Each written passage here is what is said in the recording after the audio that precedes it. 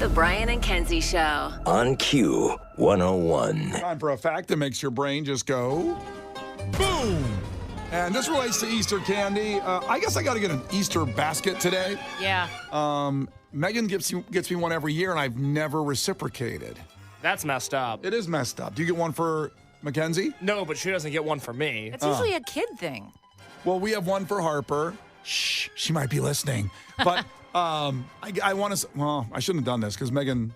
You not put this part on the podcast? No, I will be putting this part on the podcast. Oh, crap. Maybe I light a fire under your feet to do something nice for your wife that's way out of your league. Wow. Something to think about. That was real. Jeez. Everybody else feel good about their lives this morning? I'm going to work on that. I'm going to get on that. What do you think goes in an Easter basket? If you were going to build Megan a basket, what should be in there? A Nerf gun. Just like the one Pontius Pilate had. Well, you'll learn about that if you go to Easter services over the weekend. That's right. Pontius Pilate had his awesome machine gun, Nerf gun, the Power Blast. All right, well, I'm going to work on that. In the meantime, we told you about the candy ranking. Here it is. We're going to give it out, the whole lineup of the biggest, most successful candies on Easter weekend. It's a top ranking. And here we go. Number 10, the Hershey's Easter Solid Milk Chocolate Bunny. Yum. Solid. 91 million people will eat the chocolate bunny over the weekend. Yum. There's 340 million in America. Peace be with you. I don't know how many Christians there are exactly, but that's a lot. I don't think you have to be Christian to eat the chocolate Easter bunny. No, you do not. I mean, I don't know if we go there. Yeah. You want to dive deeper into that? No, let's not go there. Number 9 is Jelly Bellies, not the regular jelly beans. They're 15th, but the Jelly Belly, the Easter Jelly Bellies. Fun. Number 8, the Whoppers Robin Eggs. Oh, I love Whoppers. Those are fire. Yeah. I don't know if I've ever had those. Never had a they're Whopper? so I don't good. think so. I didn't Not know they that- had Easter eggs. Yeah, they They come in like a milk carton. Oh, that's like the tan-looking box? Yes. Yeah. Ooh, no, I don't want those. They're chocolate on the outside and the crunchy, almost like a So dried good. up Three Musketeers Yes. nougat on the inside. That's why I like it. No, thank you. You don't like them, huh? No, I don't want that. Well, I don't like the box. The box looks ugly. it is bad packaging. It is. I don't know how they ended up in a milk carton. Yeah. Or just those colors. I don't want that. Brown and tan. Yeah, not a fan. Well, not everything can be black and gold. Yeah. You know, or whatever colors you like. God forbid they use like a bright color. If it came in a green box, I'd Maybe be on into Easter it. it does. Maybe it's a pink box. I don't know. He has risen. They're still in business. It's working out for them. Maybe they maybe. know more about their marketing than you do. Maybe it's like the gum industry. Maybe they're crashing. I'll try to do a deep dive in their quarterly revenue. Number 7, the Hershey's Solid Milk Chocolate Eggs. I think the bunnies are better than the eggs. I don't know why they're higher than that, because the bunny you crunch off the ear. Yeah. And the eggs, they melt. Weird to eat, too. They melt the Yeah. eggs. Choking hazard, by the way, too. Because they're round, big and round. For both your children and your adults Oh, in your life. I was talking about me. Yeah. So number 6 is the Cadbury Caramel Egg. The caramel egg, which is different from the cream egg, which is number 5. Okay. Really? Because the caramel's so much better. Really? I love caramel. I never had a Cadbury caramel egg. I haven't either, but it sounds better than the cream. What are you talking I about? said caramel is good. I love caramel. I know, but the egg might suck. Like the cream egg, Cadbury cream egg, me and Case both agree on this, which is rare, sucks. Yeah. Because it's a gooey, and everybody, our listeners hate us for it. We lose listeners by talking about this. So just to be sure I heard you right, the Cadbury caramel egg is 5, the Cadbury cream egg is 4.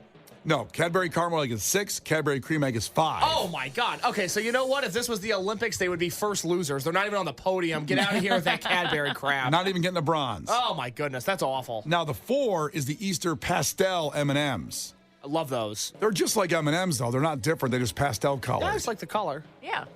Very easy to look at. You are a color guy. it looks like. Definitely into the colors. Yeah. So the top 3, this is the bronze, silver, and gold. Number 3 is the chocolate Lindt Gold Bunny. Lind. I'm sorry. Is it Lindt? How do you say that? Lind Lindt? chocolate? I don't Lind? know, but yeah, Lindt doesn't sound very appetizing. No, it's Lind. Lind. Land the plane, Brian. Which one is it? Well, that's whatever it is. It's that chocolate gold bunny they have. Yeah, that's good stuff. Now, number 2, which 708 checked in, that said this is life, the Cadbury mini eggs. There's some mini eggs they do, which I believe has the same kind of thing with a gooey inside, but it's smaller. Probably easier to eat. Well, much like Pequod's pizza, it's better in the small than the large. Interesting. I didn't know Pequod's was better that way. That's a take that you take to the bank. If you Okay. go to Pequod's to get that deep Interesting. dish, the best in the world. And can you explain that reasoning real quick? Because I think in the oven, it works better with the sauce, cheese, and crusted cheese burnt outside ratio. When you get the large, it tastes different. Interesting. So get the small. It condenses all of the materials in a better package. Okay. So get a couple smalls when you go there if you eat that. If you have that many people, don't get a large. I feel like it would get cooked quicker, too. The small? Yeah. It probably does. Maybe that helps. Yeah. I'm not in the kitchen when it's going on. They won't let me in. I've tried. So number one. Gee, what haven't I said? As a number one ranking I of the am best shocked. Easter candy of all time is the Reese's peanut butter eggs. You can put on the board. Yes. It's very hard for me to say the case was right on this one because his point was the peanut butter ratio is bigger than the peanut butter cup Yes. going on. Yep. Yeah, And- no, the combination is glorious. They hit a home run every single year. The problem with this is sometimes the peanut butter gets stale. You bite into it, it doesn't taste as creamy as the peanut butter cup, I've noticed. Does peanut butter get stale? Yeah, it gets, Everything does. yeah. Well, honey doesn't. Well, It turns hard. Honey does? It has in my kitchen. Oh, Karen, why do you have hard honey? don't What know. what is that? I don't know. I've never been into a Reese's egg and felt, oh, this peanut butter's stale. Yeah, I bite into it, I go, oh, this is perfection. I got a chocolate bar once with spider webs on it, so you just never know. That's I a you did. problem, Kara. Yeah. The Brian and Kenzie Show. On Q 101. well, here we go. A monumental point in the show with Brian and Kenzie on Q101. Case, our 25-year-old producer, has not seen many big movies. In fact, none except Boys in the Hood and Norbit. But because of this radio show, he's become a better person, now seeing Shawshank Redemption, Braveheart, Back to the Future, and reviewed these movies, and he's really becoming a better person. Now, coming up here is Roadhouse. Now, Allie, one of our regular longtime listeners, Love her. says, I can't listen to it. Because I love Case, and if he says literally anything bad about the Patrick Swayze masterpiece known as Roadhouse, I fear I will never love him again. I kind of feel the same way. I mean, I'll still love you, Case, but I can't imagine you saying anything bad. I guess we'll have to find out here in just a second. So this is it, the review of the original Roadhouse. Patrick Swayze is Dalton, I thought you'd be bigger. opinions vary. When he's around, anything can happen, How does a guy like you end up a bouncer? Just lucky, I guess. and usually does. If somebody gets in your face, I want you to be nice. Don't be rude. Ask him to walk, but be nice Help this gentleman to the door. until it's time to not be nice. So says the fighting philosopher. Roadhouse. Love it, love it, love it. Case, watched Roadhouse. Now tell us what you think. Roadhouse, the 1989 classic film starring Patrick Swayze, is essentially the most violent episode of Bar Rescue to ever exist. With Patrick Swayze playing the role of John Taffer. Oh my God, what a great analogy. That is the only thing I could think while watching this movie was this is Bar Rescue. This is on Spike TV. This is a bar that needs help. They bring in an expert, and he cleans up this bar, and boy, does Patrick Swayze do just that. What a great start. I'm happy with this so far, and a good perspective from a 25-year-old from a movie that was 31. No, this is 35 years old, isn't it? Oh, we're all going to die. I think it came out in 89 or 90. 89. Okay. All right. I don't mind that. Go ahead. I like that. Everything about this movie should not work. It is ridiculous in concept. It is ridiculous in execution. Patrick Swayze is doing Tai Chi at one point. There are no cops in this movie until the end. It is utterly ridiculous in every single way. There's a monster truck just because. Yeah. And with all of that being said, one of the single most satisfying viewing experiences I have ever had as a movie watcher. Yes, thank you. If you never believed in Gen Z, this is a great way to say yes. Awesome. This makes me happy. This really does. It is such a bizarre movie. You Yeah. have Patrick Swayze, who is a cooler, not a bouncer, but a cooler. Right. Hopping from one bar to another, much like John Taffer in Bar Rescue. Doing his thing where he just wants everybody to be nice. He wants to clean up the bar. He doesn't want any fights, doesn't want any brawls. And what we have here is a story of love and romance, passion and crime. Some of the greatest fight scenes I have ever seen in a movie. Some of the greatest one-liners and back and forth I have ever seen in a movie. Again, none of it should work. Right. It is utterly ridiculous. My only knowledge of Roadhouse prior to watching this, besides Terry Funk, the recently deceased one of the greatest wrestlers of all time, being in it, was that I just knew Family Guy had referenced it. As is the case with most old movies, I only know the Family Guy version. Yeah. I had no idea what I was getting in for, and I have to say, incredible. I mean, for a movie in 1989, I will say the pacing of it is crazy. There's never a dull moment. It's 2 hours and it's go, go, go. Yeah. There's always new characters. I'm trying to follow along, but I enjoyed the ride the entire time. This makes me happy. It makes me happy too, and the music too. Jeff Healey's great in that movie. You don't remember the music? No, I remember the music. It was good. It was good.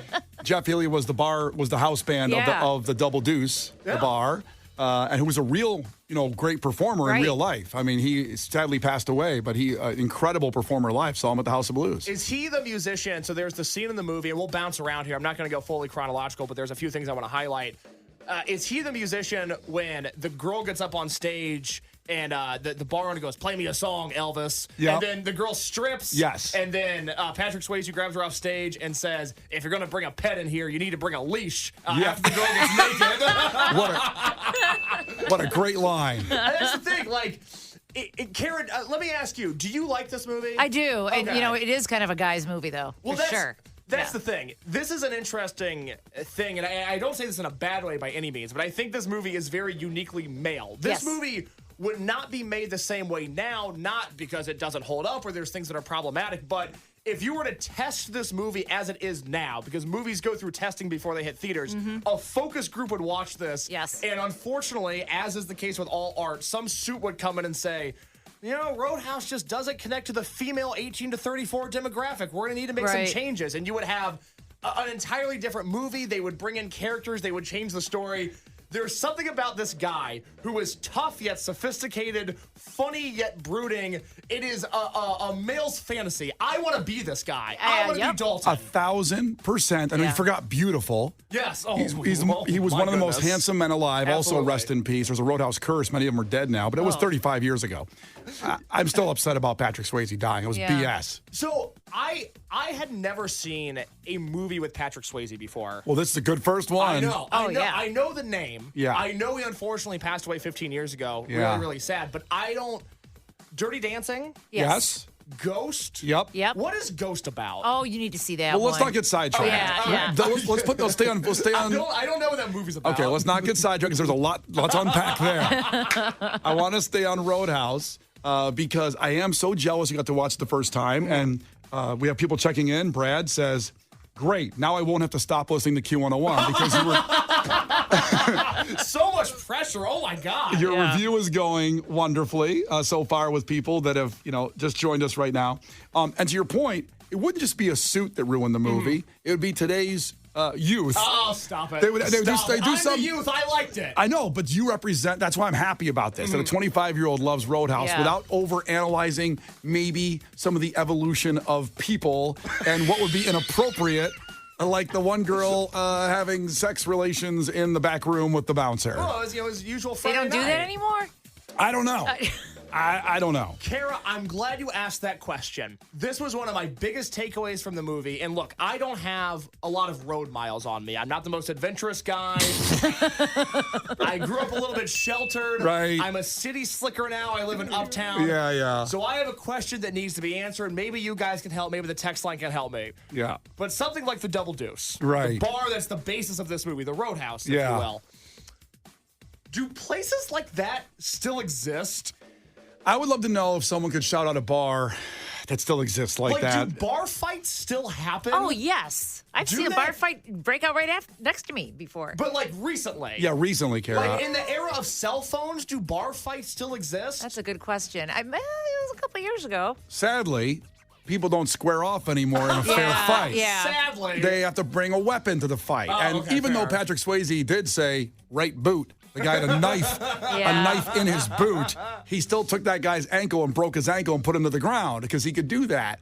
And I don't know if there's any former bouncers out there that can tell some stories on the relatability of this movie. If it's possible.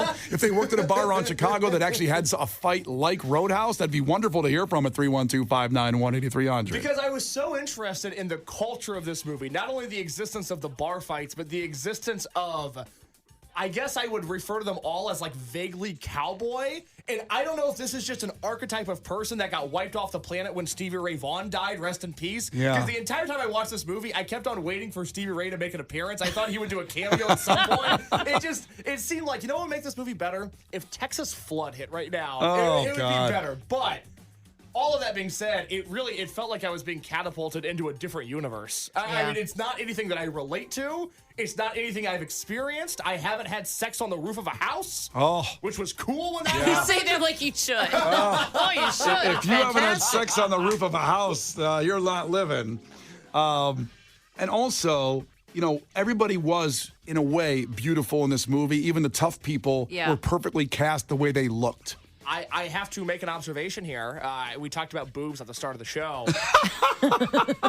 This movie has a lot of 80s boobs, and as you know, 80s boobs look different than 2020s boobs. Yeah. And I don't know what happened scientifically. I don't know what happened to the female most of them in body. the 80s were real. Oh, maybe that's that's why. it. Maybe that's it. I'm not sure when the rise of breast implants started. I believe it was around that time, though, in the 90s, late 80s, early 90s, I'm guessing. I don't know. You know that more than I This is would. kind of Brian's wheelhouse. I'm thinking Pamela Anderson, you know, That was 90s. riding on the beach. Yeah. But the women were incredibly beautiful, including Kelly Lynch, of course. Yes, Yes. of course. Which you see, you know, there's some nudity in the movie. There's some full frontal. A lot of Patrick Swayze nudity, too. Oh, rightfully so. Yeah. Oh my goodness. Oh, There's a lovely amount of sexual tension. I do think that deserves to be mentioned. The scene where Patrick Swayze gets stitched up, which we have the audio of, is just riveting. So this is after he gets knifed at the bar. He has to go to the emergency room, and that's when he first meets Kelly Lynch, the love interest in the movie. She's a doctor, of course, a beautiful doctor in the emergency room at like 3 a.m. Very realistic. Well, Mr. Dalton, you may add 9 staples to your dossier of 31 broken bones, 2 bullet wounds, 9 puncture wounds, and 4 stainless steel screws. That's an estimate, of course. I'll give you a local. No, thank you. Do you enjoy pain?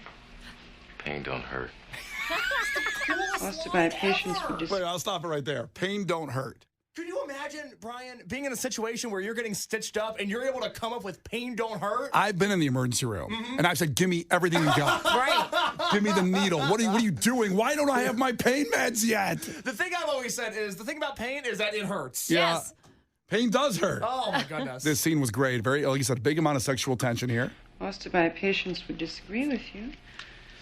Okay. Do you always carry your medical records around with you? Saves time. Best thing ever. He has a file folder of all his medical records. He's so cool. Gosh, damn. Okay. Saves time. Boss says you got a degree from NYU.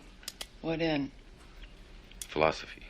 He has a philosophy degree. He's every man. I don't know if I've ever met a bouncer with a philosophy degree. I would say there's not any in existence. Any particular discipline? No, not really. Man's search for faith, that sort of. Come up with any answers? Not too many.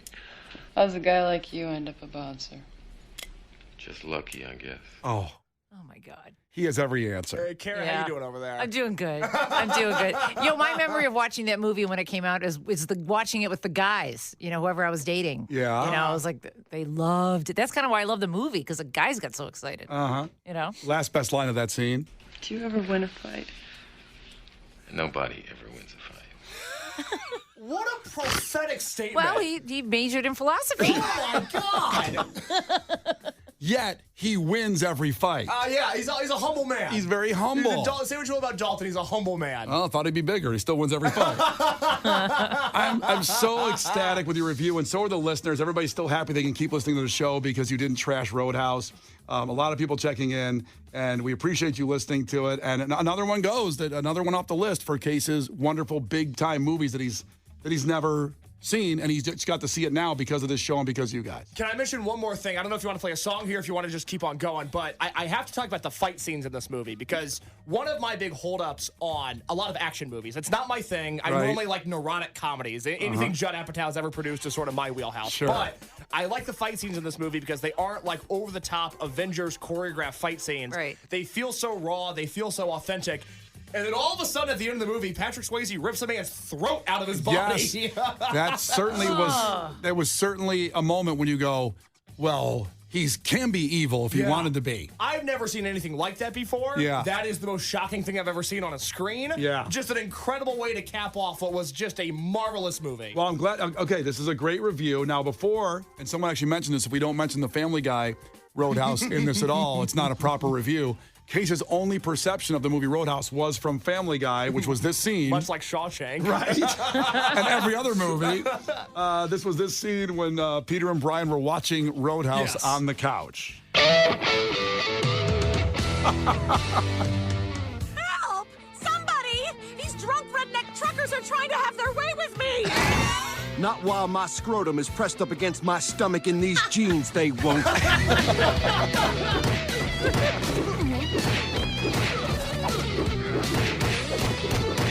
Oh, God. So good. Roadhouse. That was awesome. And its message is timeless. Peter, the only message in that movie is that every problem in life can be solved by kicking. Oh, my God. Brian, you're right. Peter, I'm joking. What did you say to me? Peter, what are you doing? Get off my plane. It's not even the same. What the hell? Not gonna talk to me like that in my bar. Not a bar. Roadhouse. The Brian and Kenzie Show. On Q 101. The Brian and Kenzie Show. On Q 101. Brian and Kenzie on Q101, and from the Department of Why is this coming up again?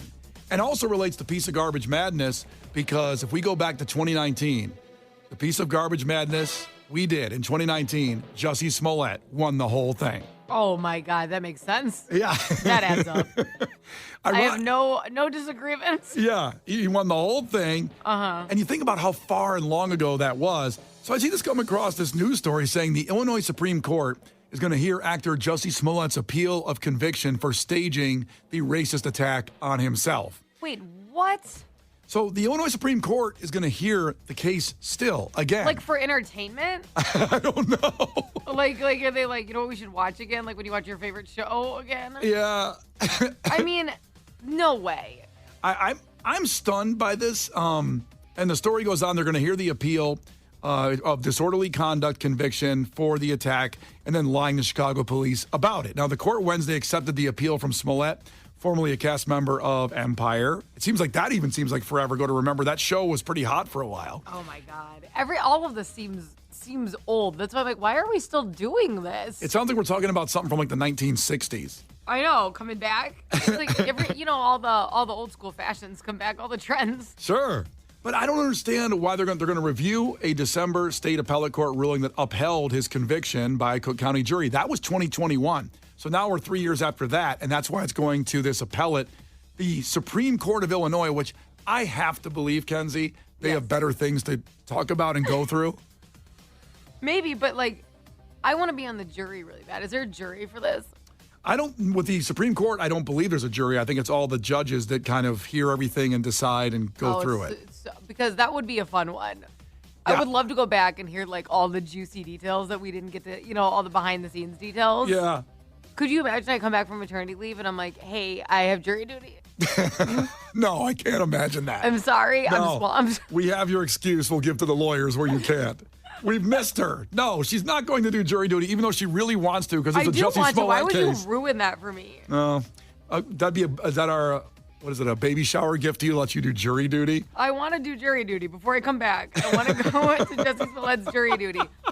But I'm kind of confused because, he's not in jail or anything, right? Correct. He's not anymore because I believe, if I remember correctly, it was so long ago that it was kind of a suspended sentence. He was in jail, I believe, for like 30 days, 45 days, and then they just suspended the rest of it and said time served, and he's out. He's on probation for probably like 3 years. Why would he poke this bear again? I have no idea. Why would you do that? I think he's delusional that he thinks he's telling the truth. I think he believes... The people who did it, to him have come out. What are you going to do? It's been pretty obvious. And here's actually, I found the sentencing, Kenzie. So he was sentenced to 150 days in jail, 6 of which he served before he was freed pending appeal.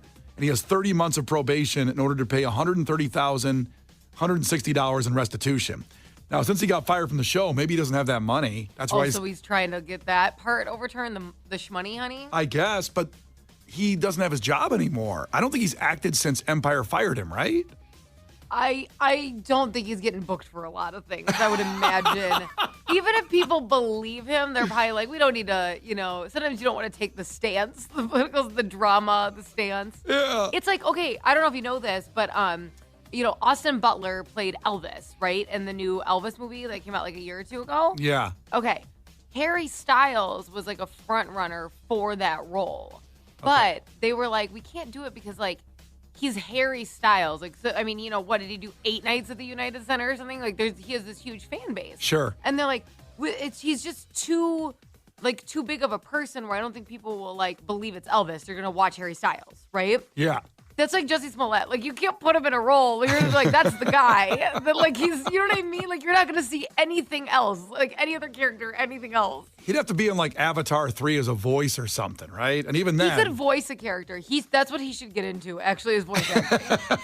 That would be helpful for him. I don't understand why they're seeing it. It says in a 2-1 decision, the state's first district appellate court dismissed his claims in trying to, get the whole case done, but declaring that no one promised Smollett he wouldn't face a fresh prosecution after accepting the original deal. So they're calling this fundamentally unfair, and somehow the Supreme Court's going to see it, or at least take some time with it. But I don't know if our tax dollars pay for that. I guess they do because it's the Illinois Supreme Court. This is just out of control. How many times are you allowed to go to court? That's and a talk good question. About this? Yeah, isn't there double jeopardy? If you get convicted of something and you get free on it, then they can't convict you again. It should be like this too, where you do get convicted, you can't keep fighting. Well, that's a hot take because then some people, it's been overturned before. People have been found innocent. But how many appeals do you get? But true. And he got it to the Supreme Court in Illinois happening. So I don't know. Like you said, everybody that was involved said it was a lie and it was a hoax. So I have a question. Yeah. What radio station do you think he listens to in the city? That's always what I've thought about that before because we had to talk about him a lot. I'm like, Yeah. I think he's listening. He lives here. It's true. I mean, literally. Do you think he listens to Q101? I don't see him as a sleep token kind of guy. He's a Foo Fighters fanatic. Maybe Foo Fighters, sure. I get the vibe that he did probably go to Light FM during Christmas music. You think so? You think he's a Christmas? Well, he needed the hope and the inspiration. The Brian and Kenzie Show. On Q 101.